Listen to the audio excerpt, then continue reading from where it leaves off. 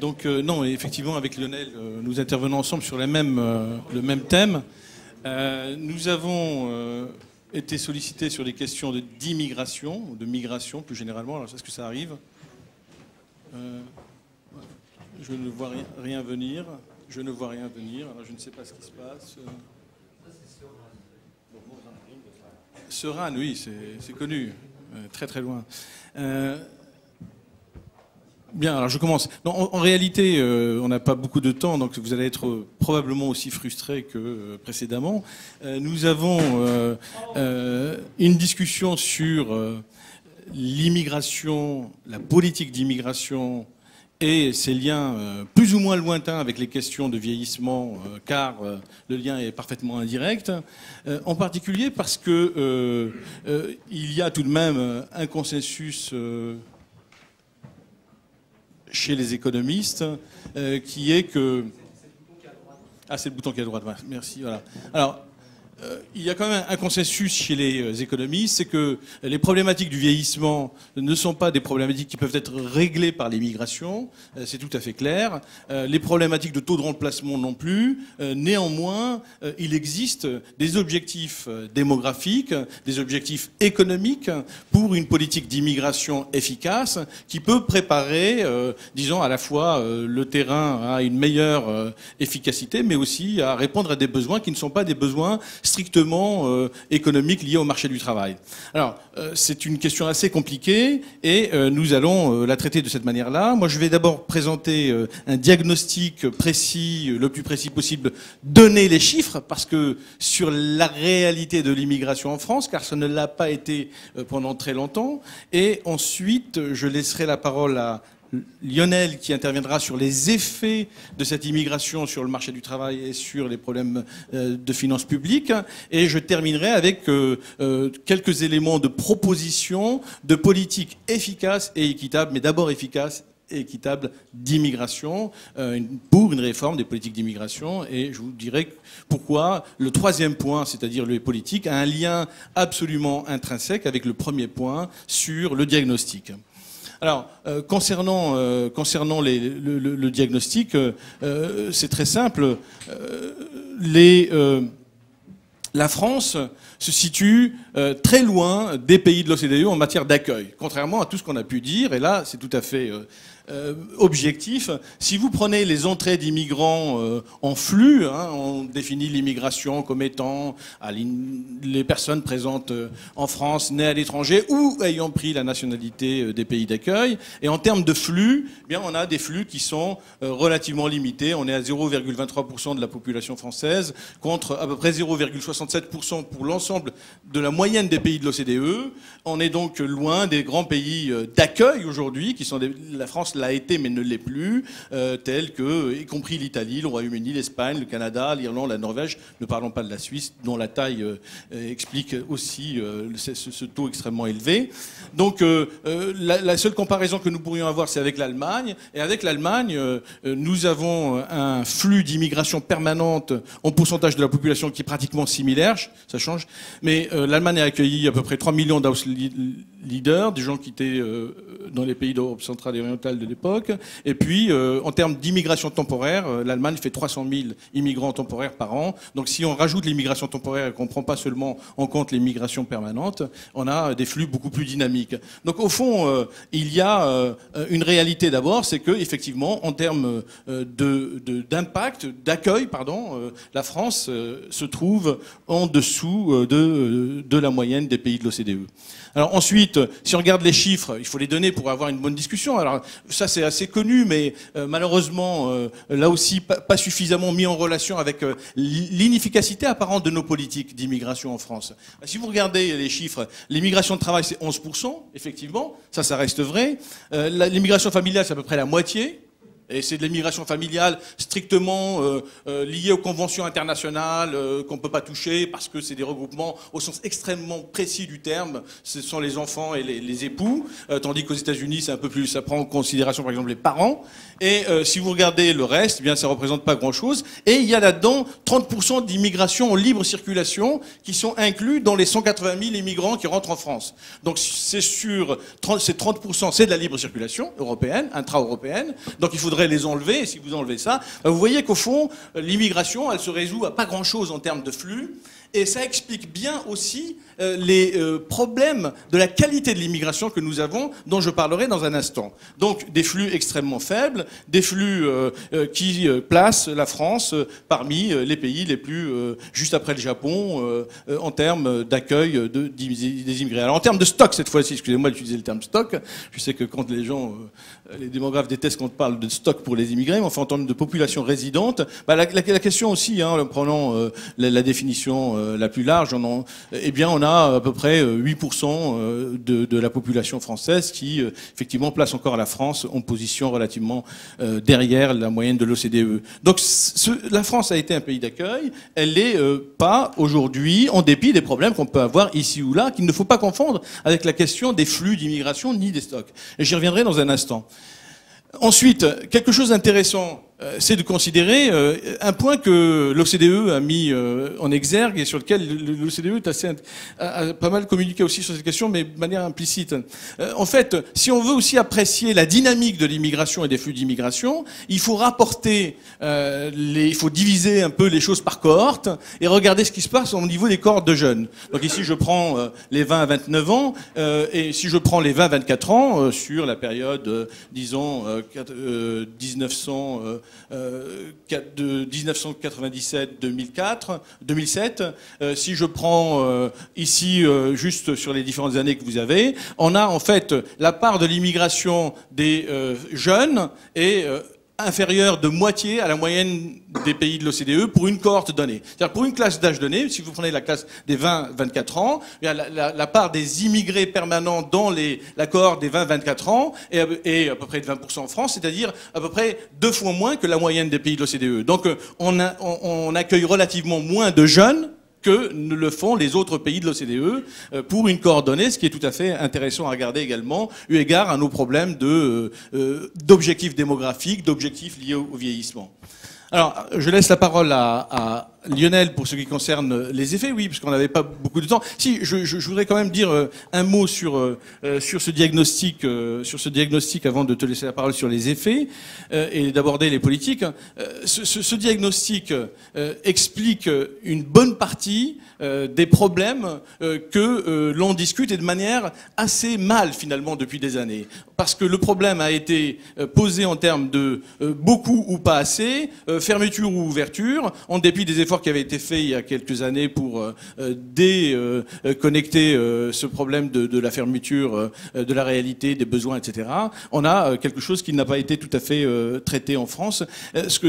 Quand on regarde les régimes d'immigration, je conclurai là-dessus cette première partie, on voit que les régimes d'immigration, c'est-à-dire finalement comment on peut définir un régime d'immigration, ce sont l'ensemble des caractéristiques liées aux structures économiques du marché du travail, de spécialisation internationale et à l'ensemble des politiques structurelles en matière d'immigration mises en œuvre. L'articulation de ces différents éléments conduit à définir ce que l'on appelle un régime d'immigration. Et quand on compare les régimes d'immigration, on a un régime d'immigration en Europe qui est impossible à devenir commun, dans la mesure où on a 3 types de régimes. Un régime nordique qui est un peu plus, disons, biaisé en faveur du travail qualifié, en faveur, même s'il recrute aussi en termes de relativement non qualifiés dans les services et de la construction, mais globalement, ce sont des pays qui recrutent davantage des qualifiés, qui sont plus ouverts et qui gagnent davantage dans l'attractivité des compétences. Et puis, on a un régime sud-européen, espagnol, italien, qui était un régime d'immigration de masse,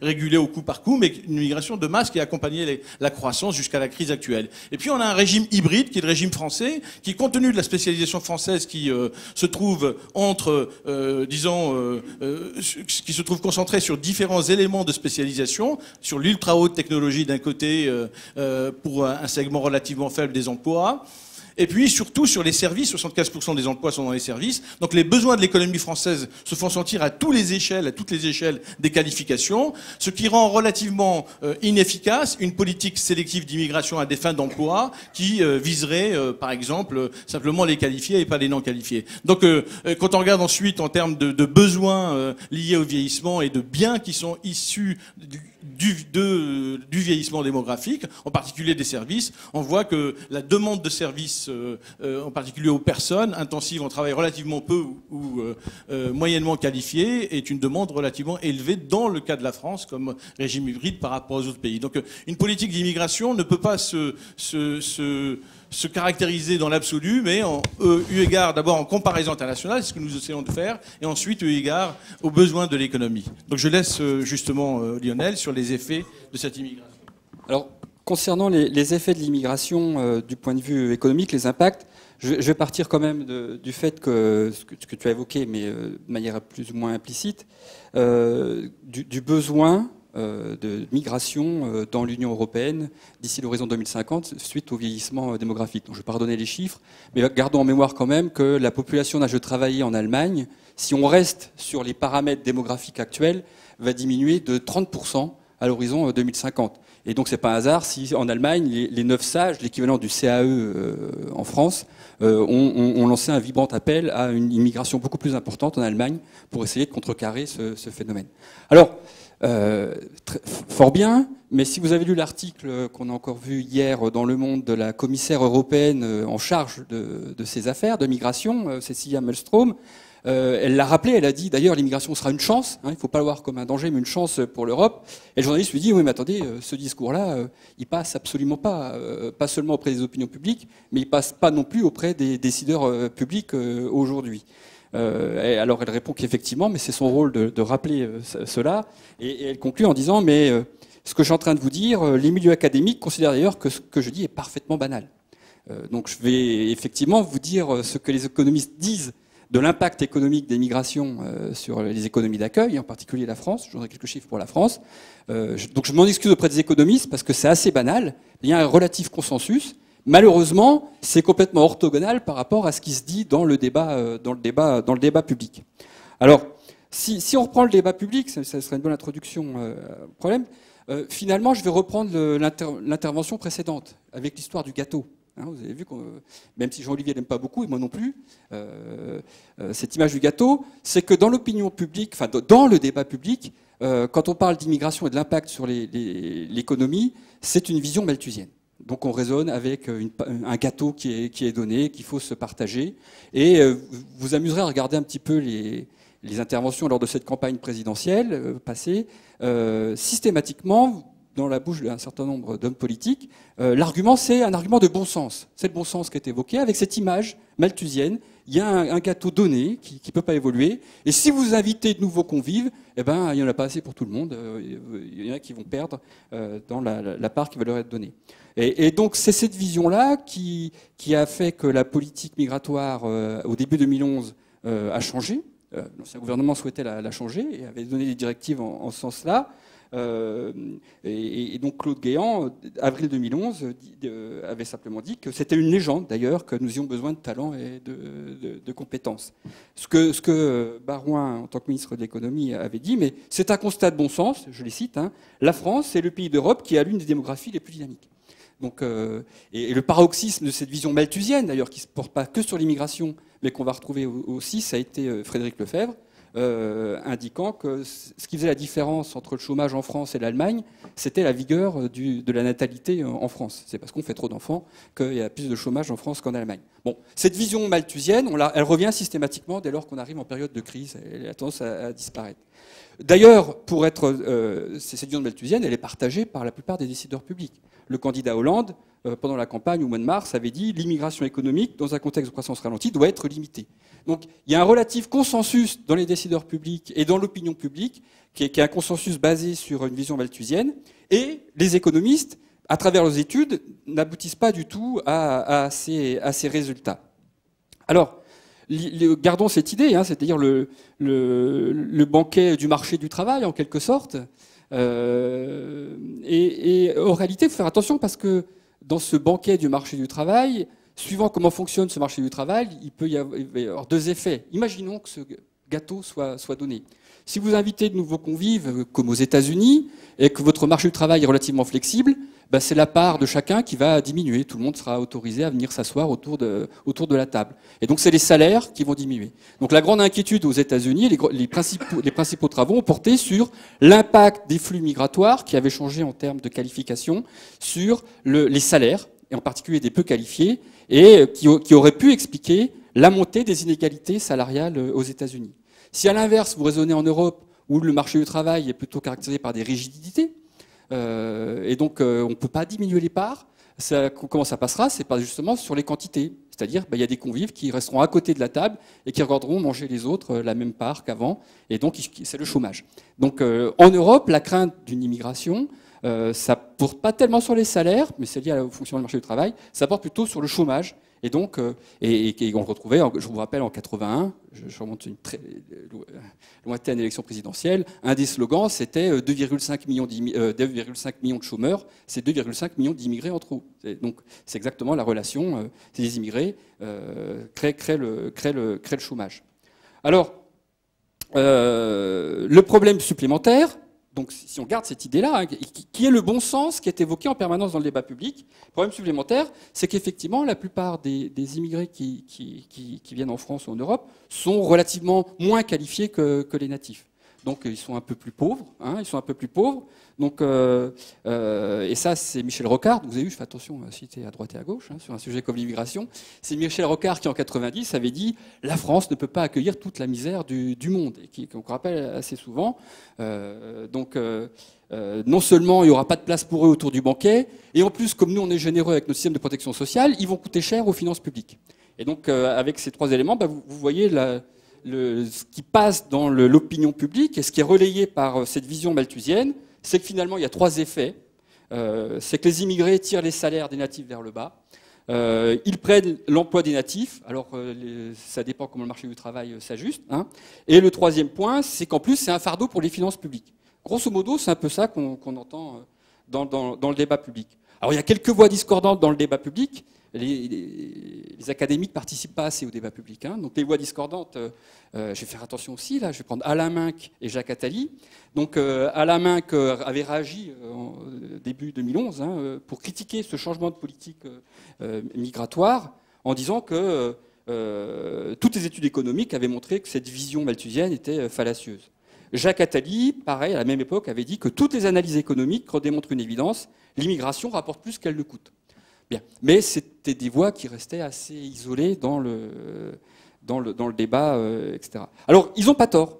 Ils n'ont pas tort. Le problème, c'est que ça fait un peu argument d'autorité. Les études économiques disent pas c'est pas ça, c'est pas ça. Donc, c'est un peu une espèce d'argument d'autorité face à du bon sens qui est basé sur des idées préconçues assez malthusiennes que tout le monde comprend. Et donc, c'est très difficile pour nous de faire passer ces idées. Alors, je vais vous dire grosso modo, quels sont ces résultats? Il me reste 2-3 minutes, mais ça ira. Donc, reprenons le marché du travail, reprenons les finances publiques. Sur le marché du travail, je ne vais pas distinguer salaire-emploi, parce que c'est à peu près les mêmes mécanismes. Tout dépend un peu des rigidités sur votre marché du travail. Ça passera plutôt par les salaires ou par l'emploi. Comment les économistes ont essayé de regarder... Alors, il y a toute la théorie. Je ne vais pas faire de la théorie. Donc, il y a toute la théorie économique. Je vais regarder plutôt les études empiriques qui ont essayé de mesurer l'impact que pouvaient avoir les flux migratoires sur les conditions des natifs sur le marché du travail. Alors, il y a trois types d'approches qui sont utilisées par les économistes. Il y a l'approche qu'on appelle des corrélations spatiales, qui est une approche économétrique, où on va estimer l'impact sur le salaire des natifs, sur le taux de chômage des natifs, de la présence d'immigrés sur des marchés du travail locaux. Donc on va regarder le marché du travail dans le bassin de l'Île-de-France, etc., etc. Donc sur des aspects locaux. Alors que montrent ces études? Qu'il y a bien un petit effet négatif, mais qu'il est très modéré, qu'il est relativement faible. Je ne vais pas vous donner, alors ça se calcule en termes d'élasticité, je ne vais pas donner ces élasticités. Je me suis amusé à faire juste un petit calcul pour avoir des ordres de grandeur de ces élasticités. Si on prend l'élasticité moyenne, alors attention, ce n'est pas pour la France, c'est pour l'ensemble des pays. Et la plupart des études donc, portent quand même sur les États-Unis ou le Canada, ou l'Australie, qui sont des pays où les marchés du travail sont plus flexibles. Donc ça réagit plus, le salaire réagit un petit peu plus qu'en France. Donc si je prends la moyenne des élasticités, eh bien, imaginez l'arrivée de 64 000 travailleurs immigrés dans la seule région Île-de-France, c'est 1% de la population immigrée dans la région Île-de-France, ça aurait pour effet de réduire le salaire moyen dans cette région d'environ 17 €. Voilà l'impact qu'aurait. Alors 64 000 immigrés qui rentreraient sur la région Île-de-France, on est un tout petit peu en dessous des 80 000 flux nets. Hein, on n'est pas loin de l'ensemble du flux net migratoire qui rentre sur la France. Donc c'est un choc énorme. Hein. Et si on reprend la valeur du haut de la fourchette d'estimation réalisée sur la France spécifiquement, donc l'estimation qui avait été faite que sur la France par Gang et Rivera-Baptiste dans une étude récente, cette réduction serait seulement de 3 €. Logique, puisque là, le marché du travail français, il réagit plus sur les quantités que sur les salaires. Bon, donc c'est assez limité. Alors, il y a des nombreuses limites à cette approche. Une qui est assez simple. Je reprends mon petit banquet.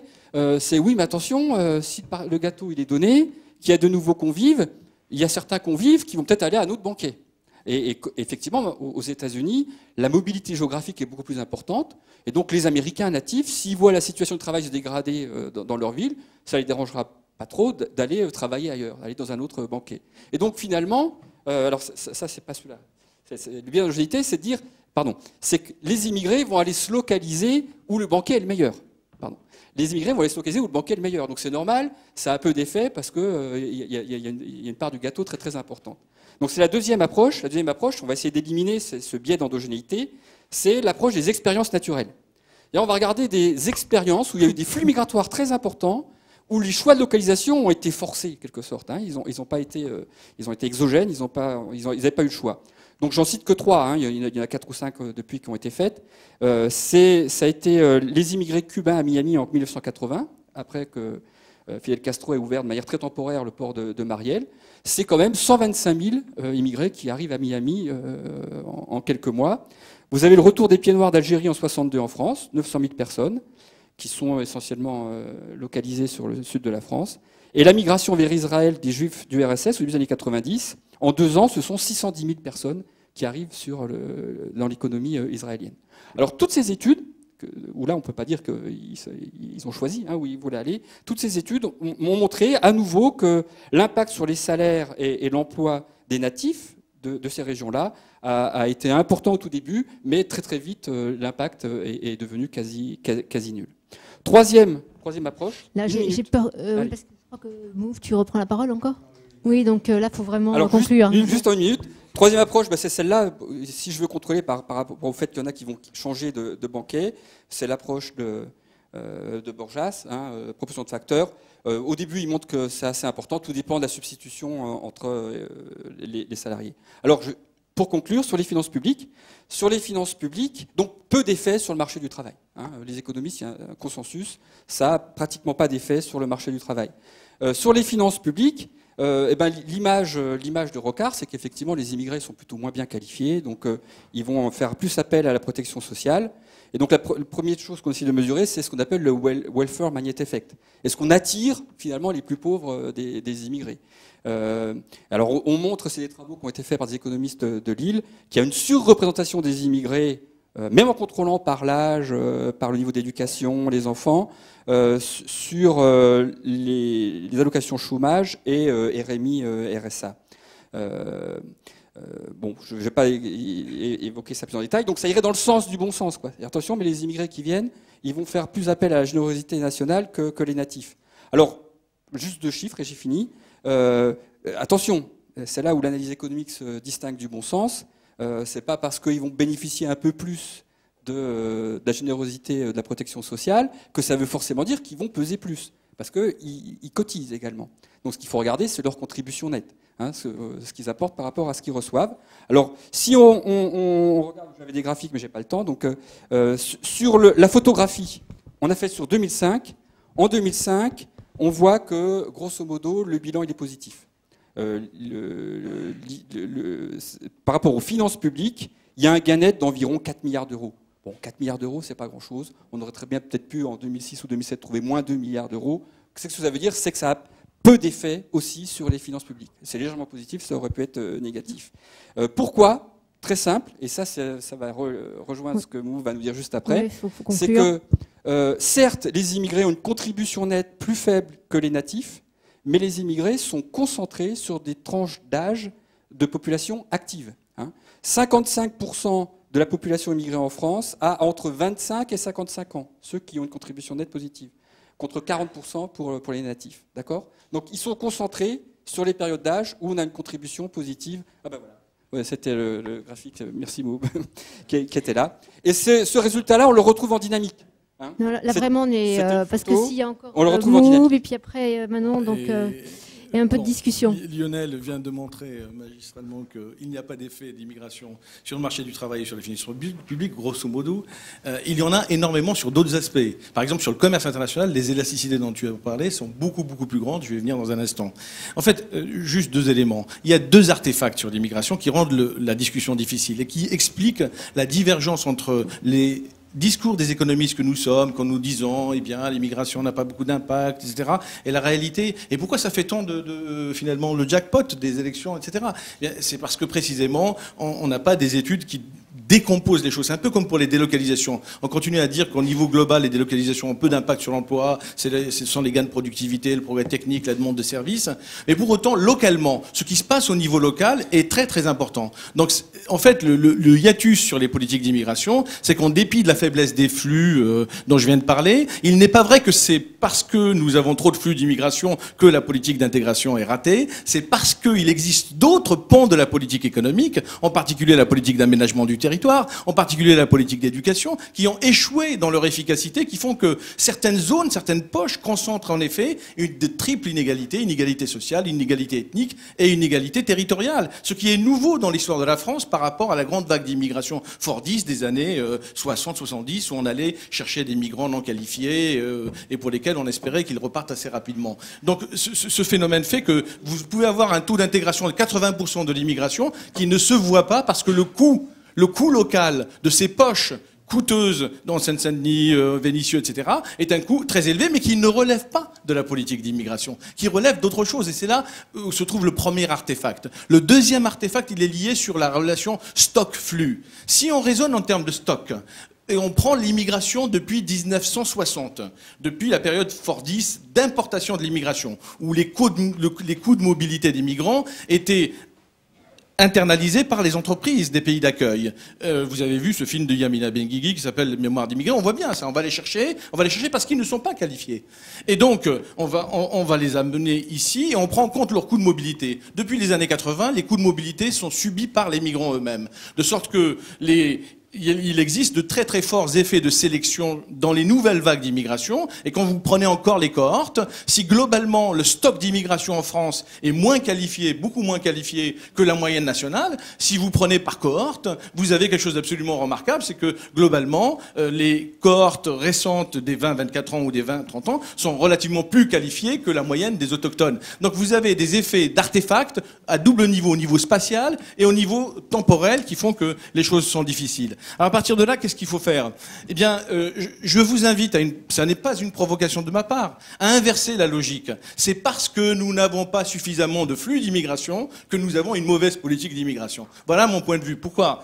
Parce que quand vous regardez les choses, vous regardez les choses de près, vous avez quelque chose d'absolument important, c'est que la politique familiale d'immigration est la seule politique que nous ayons. Elle dépend totalement des effets de réseau, d'où une très faible diversification de nos immigrants. Effectivement, on a une très faible, comparé à d'autres pays, la diversification est faible, et par rapport au Royaume-Uni, j'ai pas le temps de décomposer, par rapport à d'autres pays. Or, on sait que la diversification et la productivité sont positivement corrélées. On sait aussi, ça se trouve les travaux restants, que également l'innovation est corrélée avec la diversité. Donc il faudrait effectivement penser à augmenter la diversité.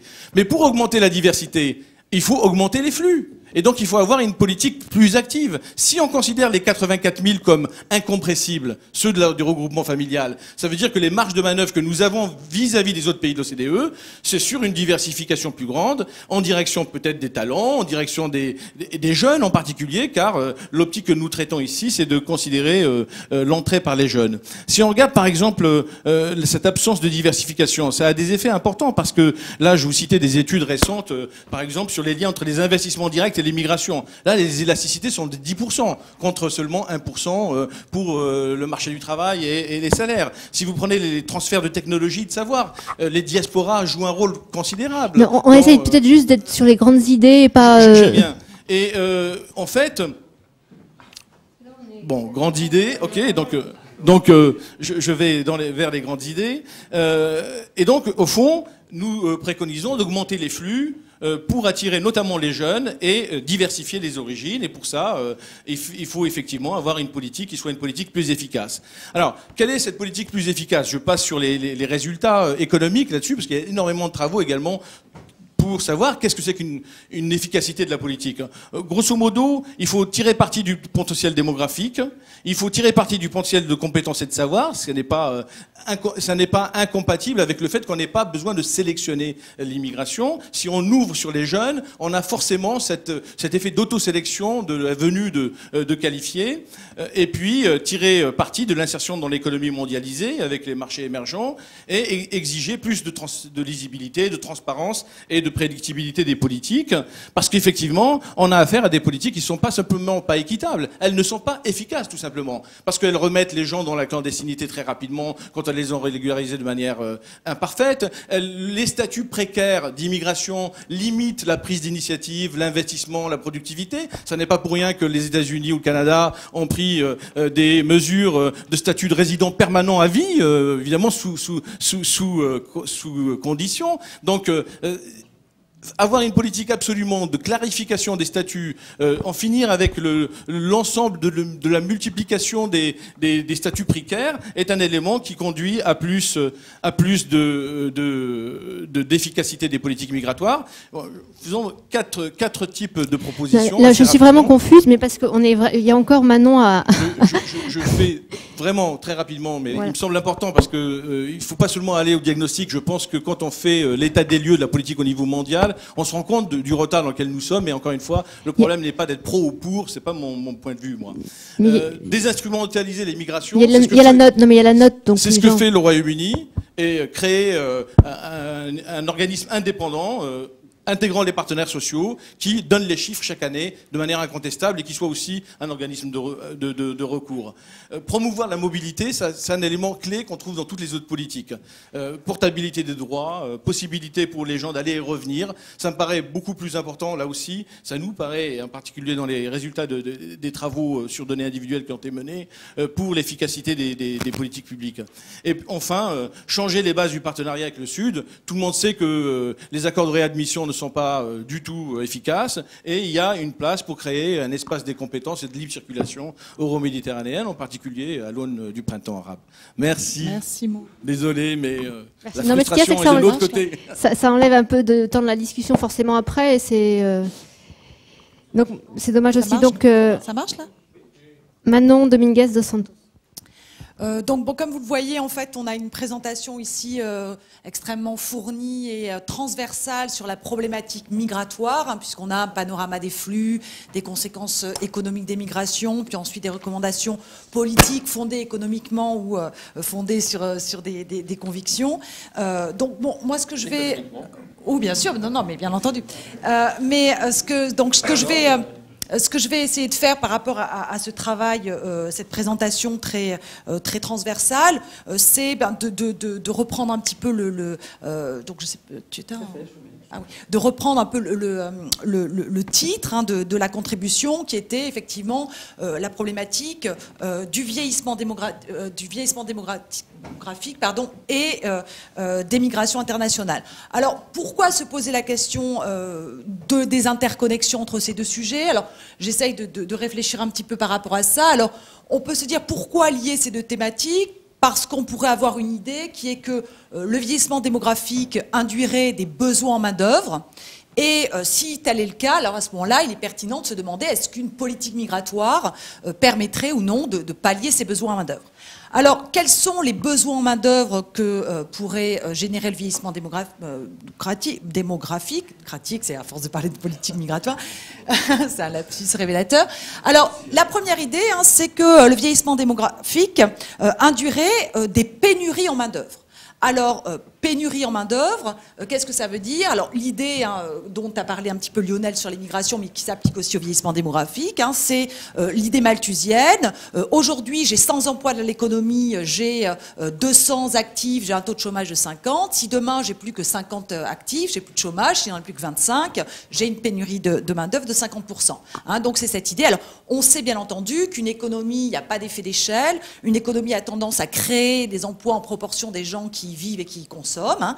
Donc, il n'y a pas de raison de penser que le vieillissement aura une conséquence drastique et négative sur le taux de chômage et donc engendrera une pénurie globale de main-d'œuvre. Alors, ceci étant, ce n'est pas pour ça qu'il n'y a aucun effet non plus. Il ne faut pas non plus. Hein, on peut regarder notamment dans les enseignements de l'économie du travail qui vont montrer que quand même la baisse de la fécondité, comme les jeunes arrivent sur le marché du travail et commencent par rechercher un emploi, peut avoir une incidence à baisser quand même le taux de chômage. L'allongement de l'espérance de vie incite les entreprises à créer davantage d'emplois, mais également les réformes du régime de retraite peuvent aussi influencer la demande globale de main-d'œuvre. Si par exemple je taxe plus, ça augmente le coût du travail, ça baisse la demande de travail. Si en revanche je déplace l'âge de la retraite, ça incite les entreprises à augmenter leur création d'emplois.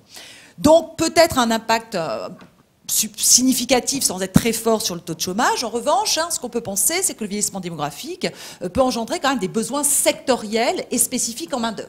Alors évidemment, notamment dans le secteur de la santé et dans le secteur de la dépendance. Alors c'est là où évidemment la question est de se dire bon, on aurait des besoins. Pourquoi est-ce que la population autochtone ne pourrait pas pallier ces besoins? Pour deux raisons. On l'a vu par le passé. Il n'y a aucune raison que pour l'instant ça change dans l'avenir. Première raison, c'est que ces besoins, certains types d'emplois peuvent être créés dans des endroits peu rémunérateurs, par exemple le service à domicile, et que donc les autochtones qui bénéficient d'un certain contexte, d'une certaine éducation, peuvent ne pas vouloir tout simplement, entre guillemets, occuper ces emplois. Hein. Donc là, on est dans les problématiques de trappe à chômage. Deuxièmement, pourquoi? Parce que, on a des emplois qui nécessitent une qualification, et puis le régime éducatif, le système éducatif n'a pas suivi. Et donc là, c'est par exemple ce qui a motivé, notamment en 1980, la levée de la clause d'opposabilité de la situation de l'emploi en France par rapport aux informaticiens. D'accord? Donc, c'est pas quelque chose... La question, évidemment, nous, on se dit maintenant, c'est plus d'actualité. Hein. Bon, comme l'a rappelé Lionel, la semaine dernière, ça l'était en Allemagne. Pourquoi? Parce qu'on sait que le marché du travail allemand a résisté à la crise. Hein. Donc, évidemment, nous, avec tout notre chômage, on se dit, on n'est pas en pénurie de main-d'œuvre. Hein. Et ça l'était aussi il y a 6 ans, avec nombreux rapports qui ont été sur ce sujet. Donc, c'est pas écarté. Il y a vraiment cette question de pénurie de main-d'œuvre et de la possibilité de migration palliée à ces besoins. Deuxième, évidemment, question liée au vieillissement, évidemment, qui a été traité notamment dans les travaux de Xavier qui est ici et de Xavier et de Lionel, et qui est développé dans la note, la problématique du lien entre vieillissement et financement des retraites. Alors évidemment, le vieillissement, on a une augmentation du ratio de dépendance. Dans quelle mesure finalement, eh bien, on ne pourrait pas tout simplement remplacer les jeunes qui nous manquent par des immigrés. D'accord ? Et donc, si tel est le cas, se pose la question, qui prendre? Quel immigré faire venir pour remplacer nos jeunes? Combien en faire venir? Et comment les faire venir? Alors, pour répondre à cette question, évidemment, il faut commencer par mesurer la contribution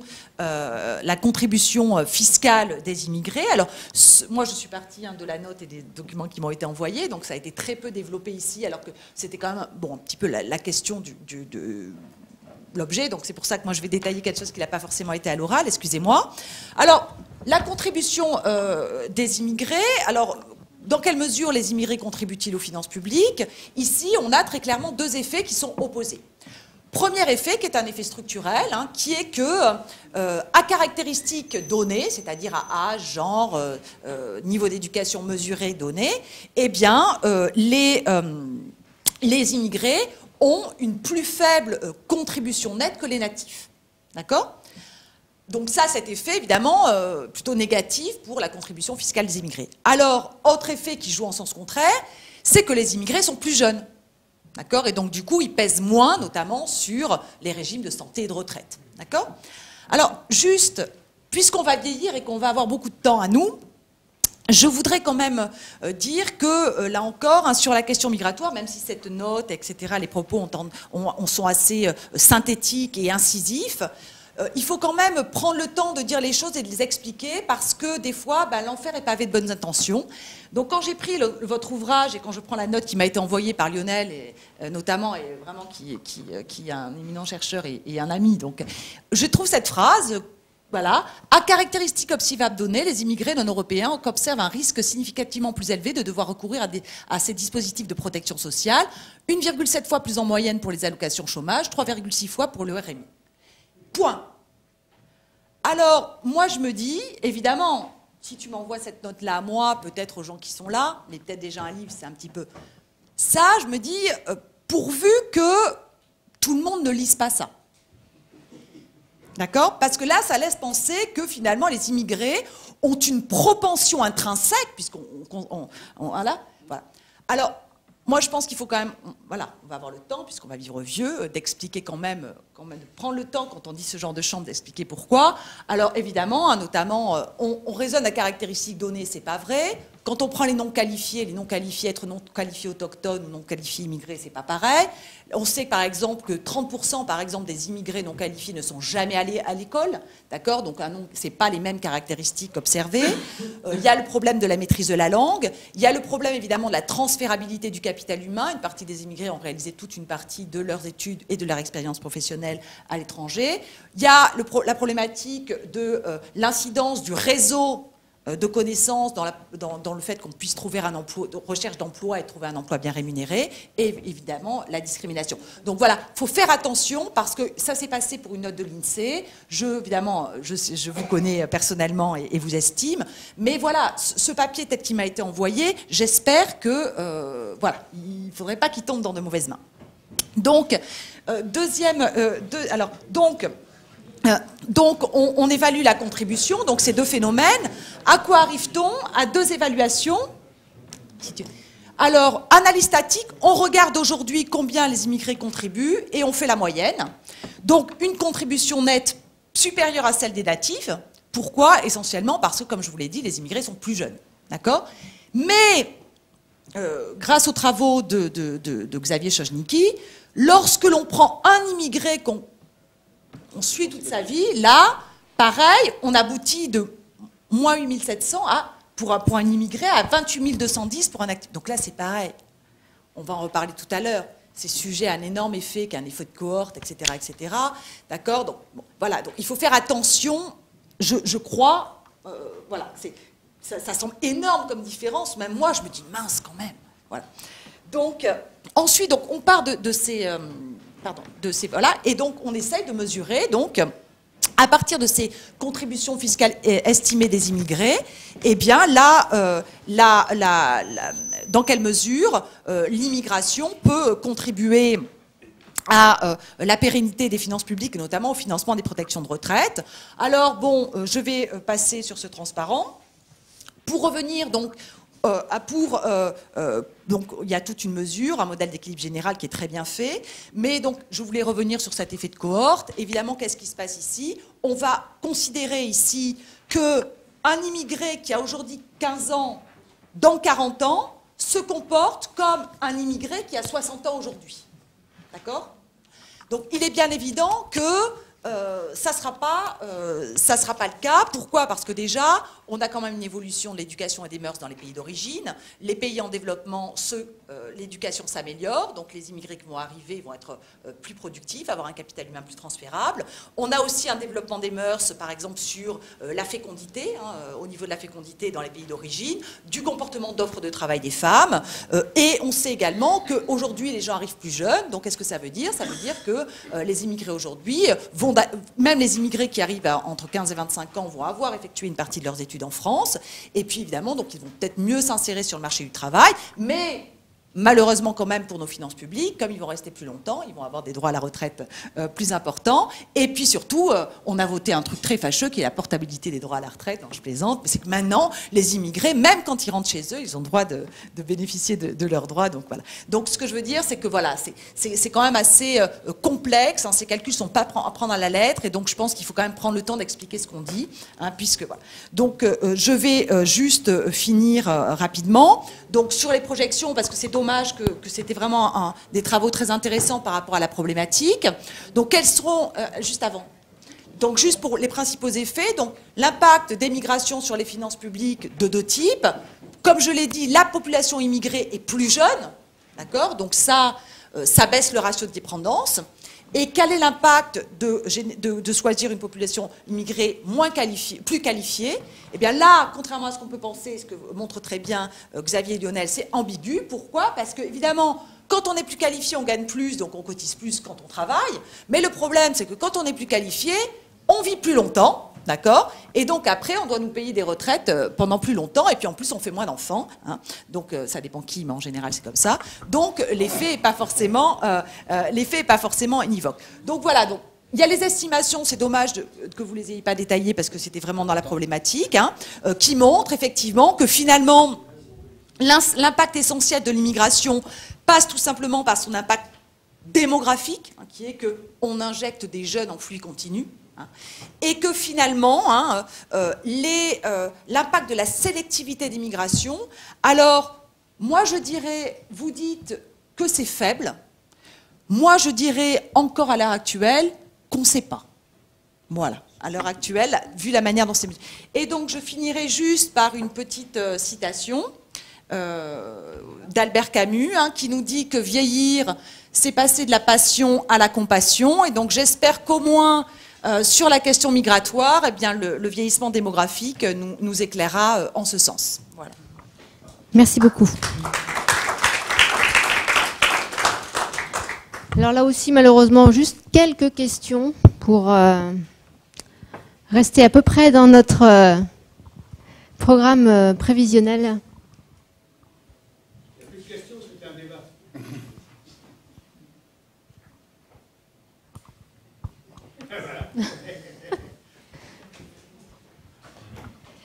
Les intervenants, peut-être Moub, peut-être juste sur Lionel. le welfare magnet effect, hein, donc l'attraction par la générosité de notre système de protection sociale. Si je reprends ton slide, Manon, c'est des explications à cette surreprésentation que tu donnes, que je partage, et d'ailleurs qui dans l'ouvrage sont évoqués, en particulier celui de la discrimination sur le marché du travail. C'est le seul, hein, mais on renvoie à des références qu'il développe. Hein. Mais c'est un fait aussi, enfin, c'est ça, je veux dire. C'est que, voilà. Je trouve que c'est un fait, d'accord, mais je trouve qu'il ne faut pas... Voilà, c'est un fait aussi que quand on dit que les secondes générations ont une réussite scolaire inférieure à celle des autochtones, et c'est un fait aussi que quand on explique que c'est pas parce qu'ils sont fils d'immigrés, c'est parce que leurs parents sont moins riches. Voilà, je crois qu'il ne faut pas... Et ça a été repris dans la presse et utilisé par des partis politiques qu'on sait. Voilà, donc je crois qu'il faut prendre le temps d'expliquer pour dire que finalement, c'est pas une sorte de propension intrinsèque de l'immigré. Non. C'est juste parce que, voilà... Non, je suis d'accord avec toi, mais oui, je suis d'accord avec toi, mais on avait eu la précaution dans l'ouvrage, parce qu'il y a eu un ouvrage de mentionner, donner la référence, enfin une référence qui traite de ce point de vue-là, parce que malheureusement dans les ouvrages, comme dans ce genre de présentation, si c'est pas les minutes, c'est le nombre de pages qui est limité, et on peut pas justement consacrer 3 ou 4 pages sur chacun des points qui sont évoqués. Hein. Mais je crois qu'il faut pas hésiter à le dire aussi, quoi. Enfin, pour ne pas tomber dans la compassion. Alors, 2 questions. Je voulais juste soutenir les 2 personnes, donc vous et vous, madame. Ce qui est évoqué, ce qui est cité, tout le monde le sait. Tout le monde s'en doute. Le fait de le dissimuler est tout à fait contre-productif. Donc je crois que vous avez raison, donc monsieur a raison de signaler ça, et vous avez raison, vous, de dire que ça doit être expliqué. Ce n'est pas de dissimuler la vérité, la réalité, qui va la modifier et qui fera qu'on se portera mieux. Donc il y a un fait, il y a un phénomène, tout le monde le sait, Tout le monde s'en doute, et tout le monde fantasme sur des choses qu'ils imaginent. Je crois qu'il faut l'expliquer. C'est mon avis en tout cas. Oui, juste, c'est tiré d'un rapport qui a été fait par les économistes de l'île 2, et sur ce point, il y a, Xavier, mais il y a 10 ou 15 pages d'explication. Hein, donc, mais, voilà, quand vous intervisez... Jean-Pierre Schaeffer. Non, j'ai pas du tout dit. Moi-même, je fais des travaux quantifiés sur l'immigration. Juste, je dis, voilà, il faut pas non plus tomber dans l'écueil inverse et donner comme ça des chiffres et voilà, et sortir du contexte, surtout sur cette question-là. Voilà. Jean-Pierre Schaeffer, Caisse des dépôts. Vous avez montré très vite un sujet qui serait intéressant à creuser, qui est la diversité culturelle des émigrations dans un pays donné. Ce serait peut-être intéressant de savoir s'il y a des travaux qui compareraient les pays qui ont un spectre très large, c'est-à-dire les pays qui, soit, mettons, Australie ou États-Unis, qui ont une tradition, on va dire, mondiale d'immigration, des pays qui n'ont pas eu d'aire culturelle spécifique, je pense à la Scandinavie, qui là aussi a peut-être un spectre assez large, mais je l'ignore, d'immigration, par rapport aux pays, je pense, comme peut-être l'Allemagne à un certain titre et la France ou la Grande-Bretagne, qui par ailleurs a une aire culturelle, toutes choses égales par ailleurs. Est-ce que ça nous aide? Est-ce que c'est un atout? Est-ce que c'est un handicap?